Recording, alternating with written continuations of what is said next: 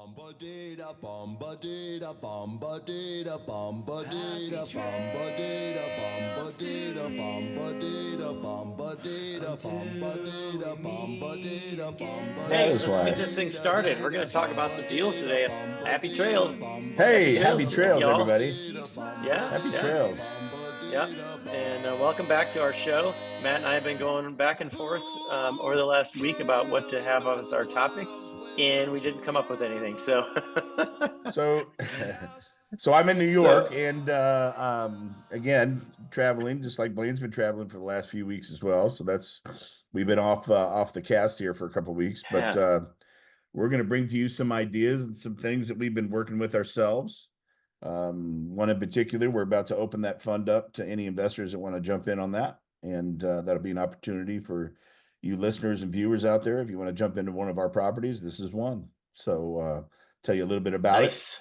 God, I wish I could screen share from here, but all my other stuff's on my other computer, so we can do that another time too. I can show some Hmm. buildings and things, which would be cool. Yeah, yeah. I got a Um, couple of things I'm working on as well. cool. Nothing that is anywhere near the potential investment or letter of intent or anything like that. But we got a couple deals that might be okay here in the state of Iowa, actually. So Whoa, whoa, whoa, whoa. I'm In telling you, in Iowa, yep, Iowa, that's right, that's right. Iowa, go Hawkeyes. That's for the home of the Hawks. It's the Hawkeye state. Yeah, look at Hawkeye. that, look at that. Da. How It's not about that? Cyclone State, no. Yeah, I know. Whatever But it anyway, goes. Hey, so welcome back. anyway. Seriously, welcome back. It's good to be back on the cast.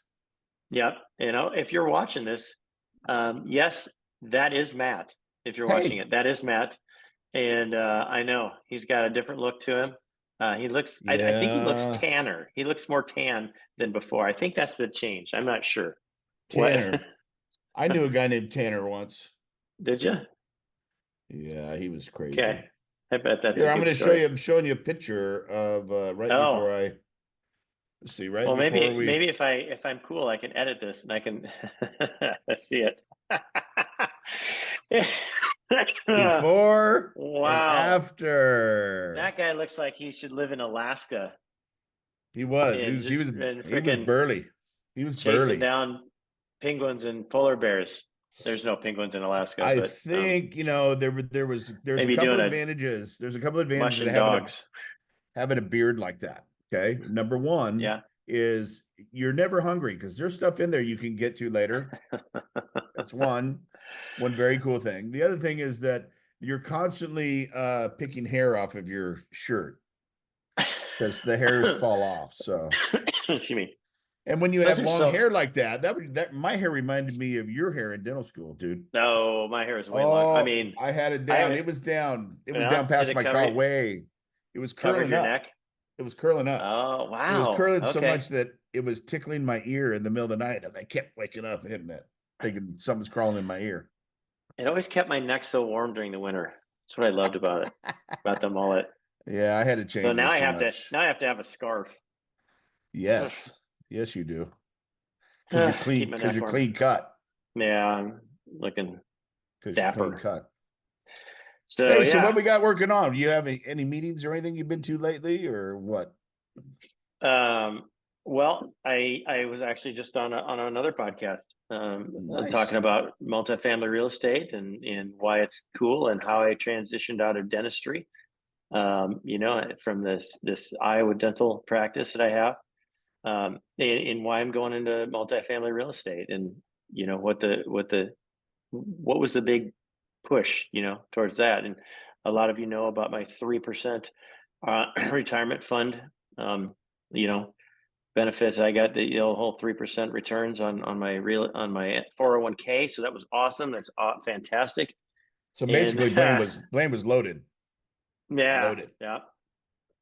Um, so that was cool. And then, I got a couple people in here in Iowa that were talking about some deals in Des Moines area. There's actually one that came across the plate here in Cedar Rapids. Um, and there's, and it's, and I was kind of excited because it's a 2000 bill. So it's a little newer. And it was like, well, and it's in a decent area. Um, and I thought this would be a good thing, but They're asking way too much for it, I think. And the rent comps are not there. Not I there. think that's one of the things that we talk about markets and how important it is for your market to be valuable and profitable, and futuristic. You got to know what's happening in the future, or people moving there, and what's going on. And I think that's just one of those things in Cedar Rapids. And maybe I'm wrong. Maybe I just haven't looked at the right areas. But the rent comps weren't even. There's nowhere. I couldn't find any that for a value add. All these Yeah. apartments, were New build. older, 25. There's either brand new builds, which are downtown, or these other ones are 25, 30 years old, and they're totally outdated. And I'm like, where are the upgraded apartments? And there aren't any. So it's like, well, is that because there's no market for them? I mean, so if we go in and you put in $5,000 for each unit, to upgrade it, put nice floors in, update the kitchen, cabinets and whatnot, are there going to be renters that are going to want to rent that for $1,000 instead of $800? Right. And that's what I'm not finding when I look at rental comps here in my hometown. So I thought, like I said, this might be a good deal. What they're asking for it barely, if maybe cash flows, maybe not. So I was kind of bummed. I don't think that's going to work. A couple of deals, one in Des Moines, one in Ankeny that we're looking at. And those actually have some potential because the rents are low. And there's some rent comps that are, a couple $100 higher in the area with an upgrade. And so if you're like, hey, if they're doing it, we can do it too. Right. And so that's one of those keys. And so I got a couple initial, early stages in Des Moines. We're working on that. Hopefully maybe in the next month or so, we'll get something going. I think one of them is, I think I don't know if there's anybody else bidding on it. And so I'm like, if that's the case, who's got the leverage? If somebody's selling something and you're the only person that's putting in an offer, who's got the leverage, Matt? We would, Well, right? I mean, it depends how bad they want to sell the property, because if they're not, if they're not in a hurry, then they have the leverage because they don't care. Then they're like, whatever. And if they're not in a hurry and they don't want to sell it for a good price, then there's another one coming along. Yep. But if they're like, I really want to get out of this, then hey, then you can get it for a lower price, a better deal, and make it more profitable. So that's we're pushing on that one. We're pushing for that. We talked about a LOI, letter of intent, on that one, and and we haven't done it yet. And anyway, we'll see. So as those details come up, we may have investment. But Matt's got one that I think is looks like it's a pretty solid deal at this point. He's finishing up the fine tuning of the information and everything. We'd love to get a little investment, PowerPoint or something from you, Matt. But tell us a little bit about what's happening in your neighborhood. This is one of the projects that we had mentioned on this show before. My partner out here that does developing with me we are developing a commercial piece of property that is going to be basically professionally and retail oriented and driven. We already have one tenant, pediatric dentist, taking one of the four. Let me strike that. The property is 3.3 acres. We are putting 4 commercial buildings in each corner of the property with parking throughout the middle. This is in a town of extremely high growth. So is each building going to be a separate? Each building, 4 buildings? Yes, each building is going to be separate, and they're between 7,000 and 9,000 square feet per building. So gotcha. we could run anywhere from 2 to, well, technically you could have one person inhabit 7,000 to 9,000 if they wanted. And our pediatric dentist is going to be taking up 5,000 of the one that is 9 in the front. So we still have 4,000 to lease. The plan is to have both buildings completely leased before we go to the bank So we are grabbing our equity Mm. now. Our equity raise is going to be somewhere between, we believe, 3.5 and 5 million. So that is something that we're going to be opening the fund to. Don't know the minimum yet. Probably is going to be the low minimum would probably be 50,000 would be my guess. And then obviously there's no upper limit if you want to come in and Is there a high minimum? I don't think so. Does that We're make sense? willing. Yeah, but I think the one High unique thing minimum. the one thing we're doing unique on this property is this is our second property we're putting together. And because we want to prove the concept to our investors, we are offering 15% on the money. So Holy smokes. 15% per annum. That'll be given in writing. We'll pay that out either quarterly or potentially monthly. We're trying to decide that as well. But again, proof of concept is what we're all about, and making sure that our investors want to continue to get in deals that is going to make them money and turn over. So, the other building, the retail building, we're looking for a coffee shop. We believe we have a local restaurant that's going to come in and put an Italian concept in. This is a small town in South Carolina, about 30 minutes from Greenville. Huge growth, 150,000 new home builds being built all around. Oh, jeez. Is that unbelievable?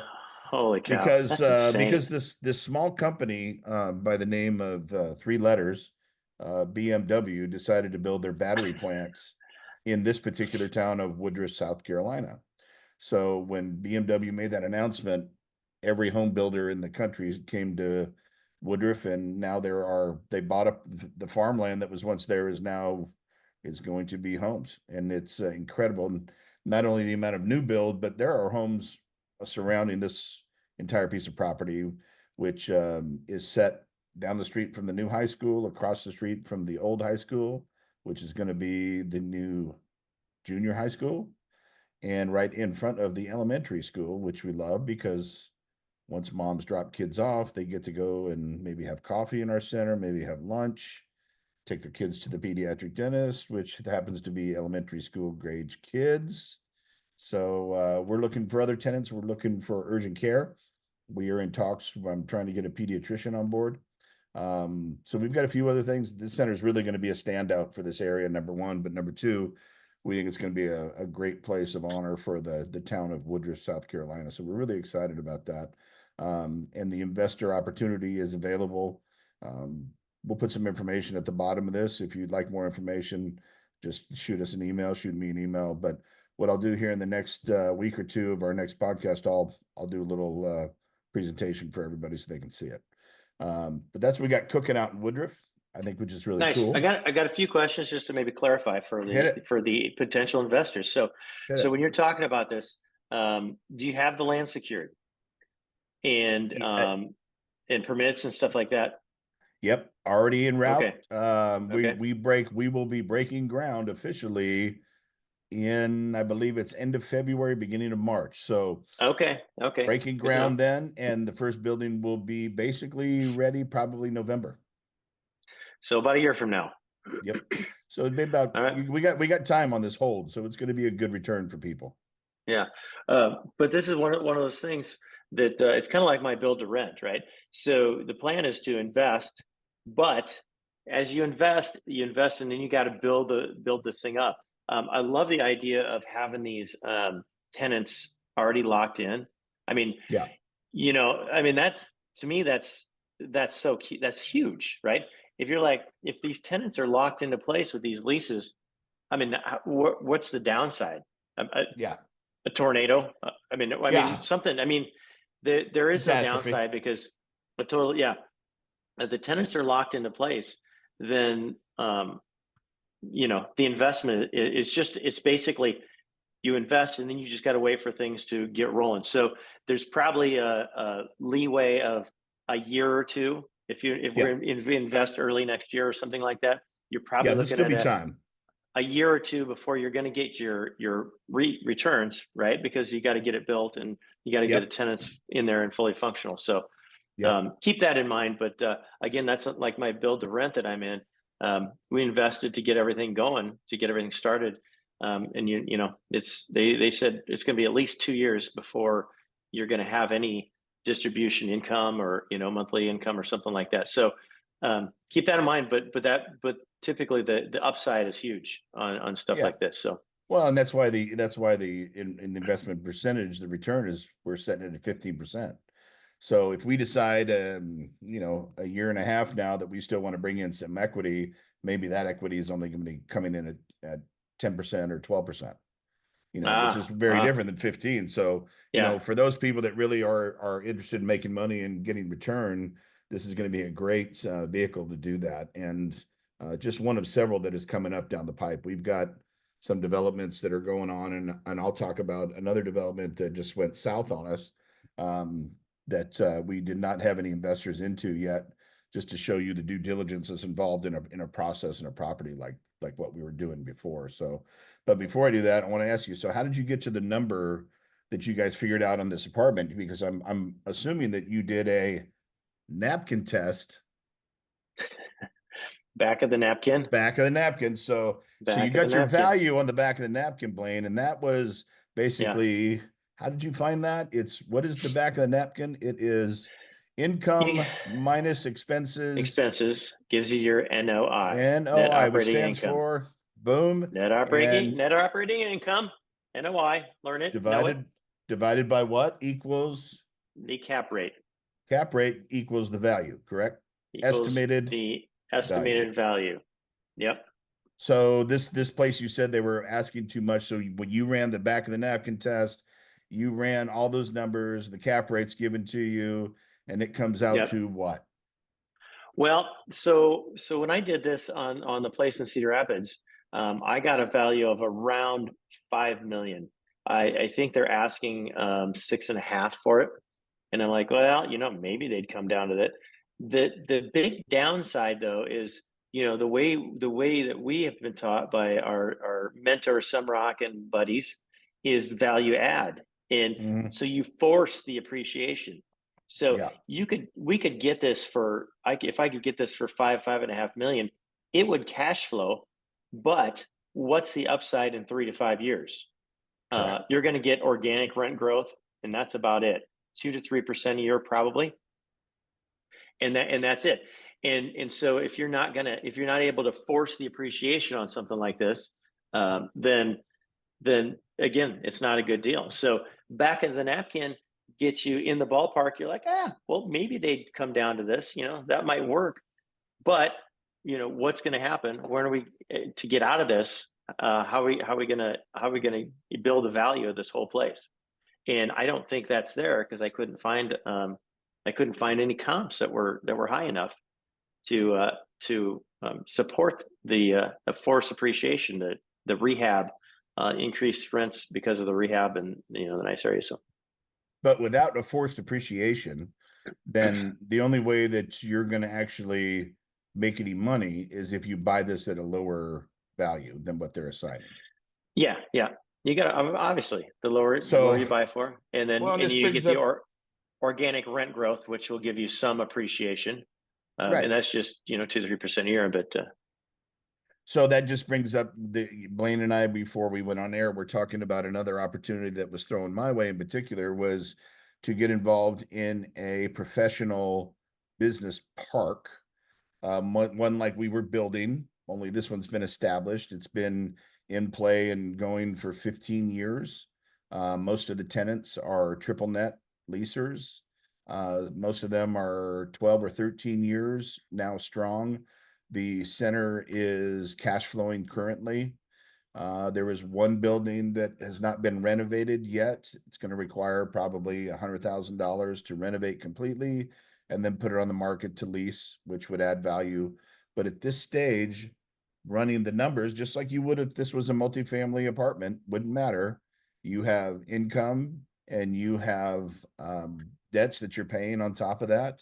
And you subtract that, you divide by the cap rate, that gives you an estimated value. So the value in this particular professional park is right in line. As a matter of fact, it's identical to what they're asking. So, which according to the broker of this property that's representing the person that asked me to come on board, is saying that they believe that that's too high. Well, the value isn't too high. It's just might not be representative of true, let's say, income, what you're going to make on it. Because like you just said, unless we force an appreciation on the park, all you're really gaining is the monthly income that you're going to get from the existing rents, or the 3 to 5% rent bump that you're going to get every year.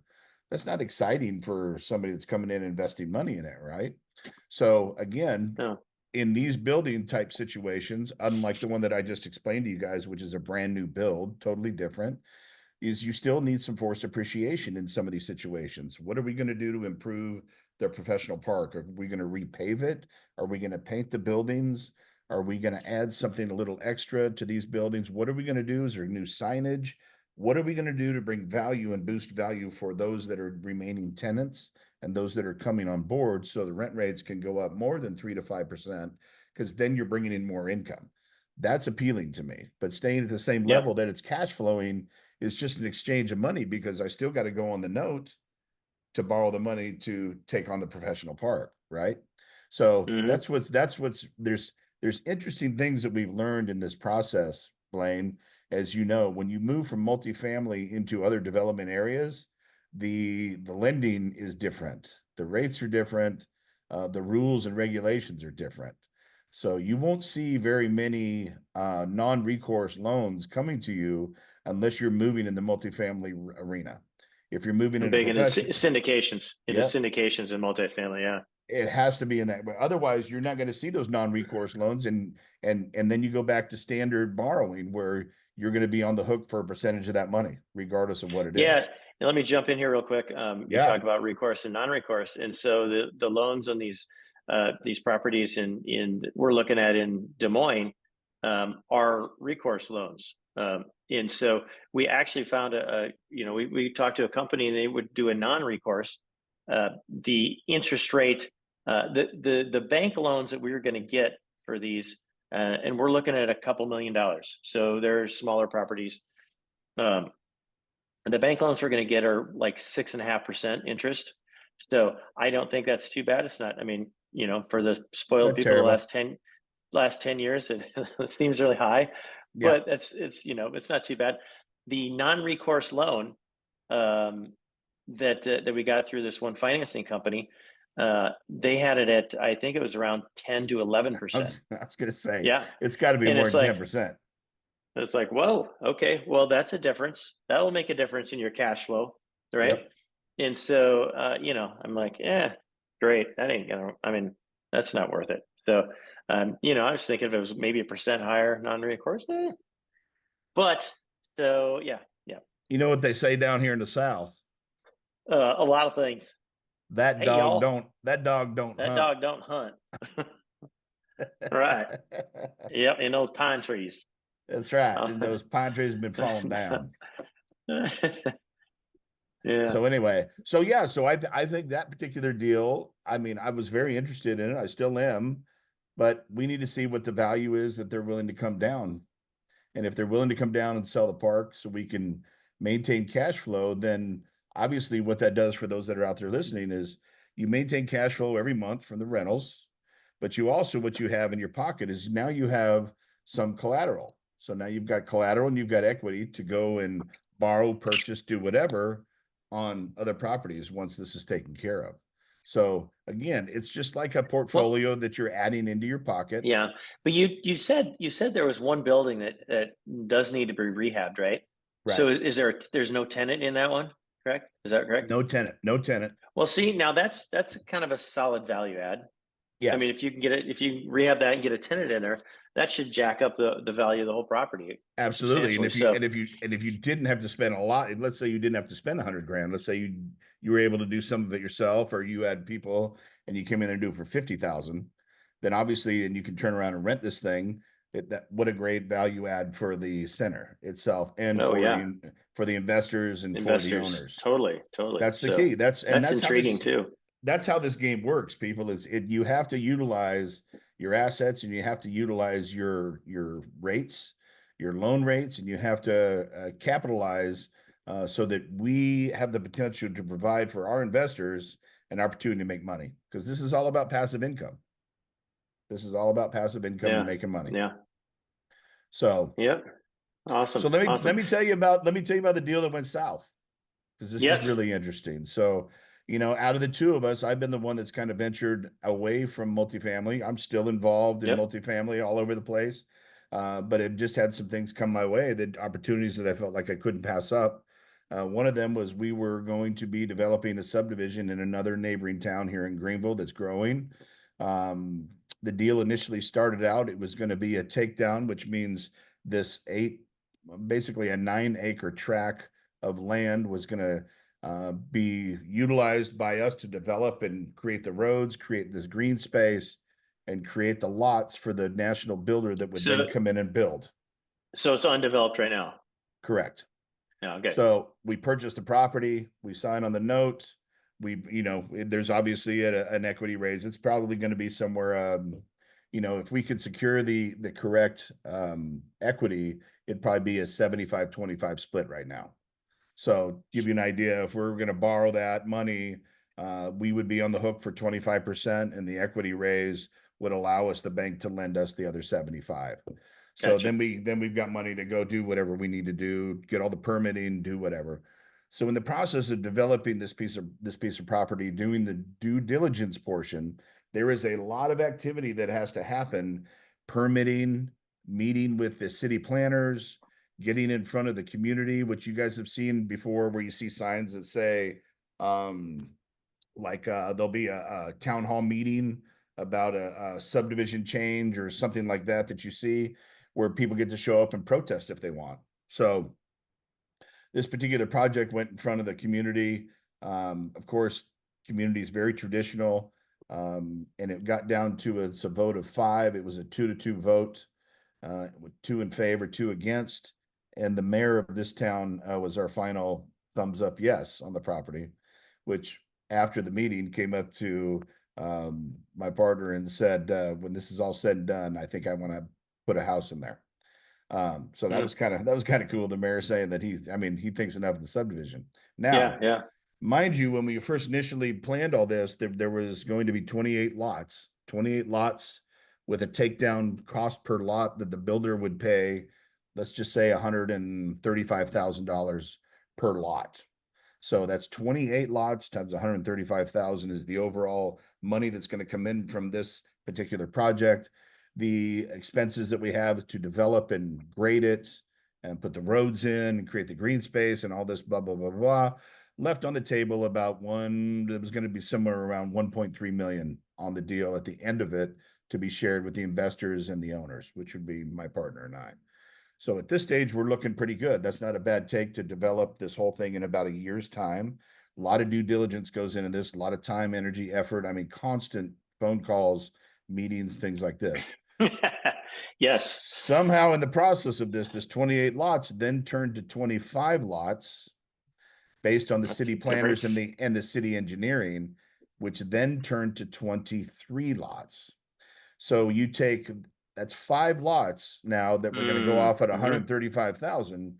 That's a significant monetary change. So now we were looking at a 23 lot subdivision, and now the buy-in price of that piece of property somehow doesn't seem as feasible, because Right. 2 weeks ago, before closing, the builders came to us and said, hey, we still love the project, even at 23 lots, which we knew it was 23 lots 6 months ago.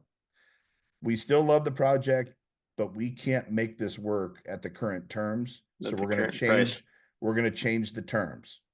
So the builder came to us, the developers, and said, we're going to change the terms in the midnight hour before we're supposed to close 2 weeks later. Well, after they're coming to us with their terms don't make sense for us to develop the property anymore, because we're basically funding their build. So I totally understood where they were at. I totally get it. But as a developer, being a young developer at that, having investors that are providing money, yes, I am. Don't forget it. But also having investor money that we are 100% protecting, I will not put my investors at risk like that. So we told them, unless the deal can be changed to this, we don't have a deal. So we then put it back out there and had 4 other builders shop this thing, and they were giving us offers and letters of intent to buy this property, because now it became a hot commodity, right? Well, the issue still stands at the amount of money and the minimal amount of lots. the purchase price of the property is still on the table and the sellers are not dropping the price. We went to them and said, Price. hey, there's no way we can make this work. There's no builder that's been able to make this work. This property needs to come down in cost. And they said no. And we said, okay, if that's the deal, we're not going to get to close. I'm letting you know that we're supposed to close in 2 weeks. It's not going to happen. So it ended up that Wednesday came and we did not close. That was last week, not this Wednesday, the Wednesday before. So we didn't close. So here's another tidbit. When you're developing space for subdivisions, a lot of cities allow room for what's called green space. And they do this with your subdivision as well, your housing that you're building in that project, or in a new apartment complex. There has to be so much allowable green space around just constructing a new building. So you maintain the earth, Mother Nature, you maintain the look of the area. It's not just a constructed building like you're in the middle of Phoenix, Arizona, or something like that, right? Yeah. So this city went from 30% green space to 40% right after we were approved. So now here's where we sit. We hold the plans, we hold all the permits, everything is sitting here in one fine package at 30%. And the only way that you can make this thing work is if you come in with this percentage, but the price of that property still has to drop. So unless there's somebody out there, a developer that's willing to overpay for the property, and then put homes on there and come buy this package from us, they're not going to make any money. It doesn't make sense. So I have a meeting with half of the buying group or the selling group next week, because I know one of the sellers, and we'll see what they say, because it doesn't make sense. And if it doesn't make sense, just like we were talking about in a previous deal, it doesn't make sense. I mean, you can ask for all the money you want. Like they can make that. What'd you say? 2 million, 3 million? What was it? The napkin? Oh yeah. Well, it was 5. It was 5. 5. So they could say, you know what? We're going to make it 7.5 million. And they're going to sit there on that property and do nothing, just because nobody's going to buy that in their right mind, because they can't make it work. And there's no way I'd like to think there's nobody that's going to put their investors in a position that they potentially can be hurt. So in our world, in Blaine's world and mine, investors come first, obviously, and then we come second. And then the rest, as they say, is history. So this particular property is still available. We'll find out what happens next week, whether we're going to go forward with that subdivision or not. But I have learned so much, Blaine, in this year of dealing I've learned so much in the last 10 minutes. just in dealing with this development stuff. It has opened my eyes. But one thing stays true: all of the education that we started with through Sumrock and those basics and the foundations of how multifamily is run is no different in land, is no different in RV parks, is no different in storage. It all stays the same. So yes, it'd be great if we just stayed in the apartment realm. That's what Brad likes to do. Sumrock's like, just stay in my lane. That's what I do. But let me tell you, once you start getting involved in this investing type situation, people start bringing you deals, start bringing you things, and sometimes they look really good. So you have to be able to run that napkin test. You got to be able to assume value. You got to understand what forced assets are and appreciation. And that way we can make sure that everybody wins on the other end, because that's the key. There, I'm done. Wow. Well, I mean, 28 to 23 lots. I keep thinking about that. That's almost a 20% decrease. I mean, No that's kidding. huge. That's huge. Kidding. So yeah, they gotta give it. It's kind of like that. The one property that we were looking at, insurance was listed at 12,000 a year, and we got an insurance quote for 30. Oh, well, yes. That's a big difference. That's significant. That means we can't pay as much for the property if we want to make this thing work than we initially thought. And so there's where due diligence is, is key. If we just assumed that the pro forma that the broker put down was right, then, all of a sudden we buy this thing and then we're like, oh crap. What a great point. We emphasized that early on in the podcast when we were doing the teaching portions and stuff we used to do, Blaine, but that's key, because the pro forma that people put out doesn't necessarily reflect what the deal really is. You have to run numbers yourself. You need to look at those situations. Now, I'd like to think that Blaine and I are never going to put a deal together in a pro forma that's just artificial.